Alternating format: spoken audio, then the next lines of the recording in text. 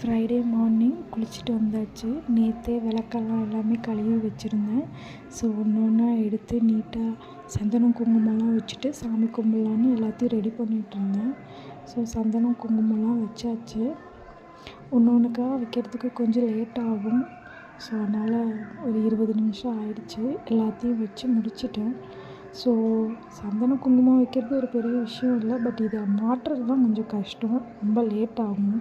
ஃபுல்லாக மாட்டி எடுத்து வைக்கிறதுக்கு கொஞ்சம் லேட் ஆகும். நல்ல வெயிட்டாக இருக்கிறதுனால மாட்டுறதுக்கு கொஞ்சம் லேட் ஆகும். ஸோ நீட்டாக எடுத்து வச்சுட்டேன். அப்புறம் கீழே வச்சுருந்தது எல்லாத்தையும் எடுத்து மேலே வச்சாச்சு.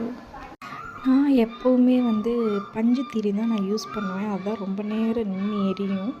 ஸோ இப்போ தண்ணியில் நான் பூ இருந்தால் பூ போட்டுக்குவேன். இல்லாட்டி செம்பருத்தி இலை நான் யூஸ் பண்ணுவேன் பூ இல்லாட்டி.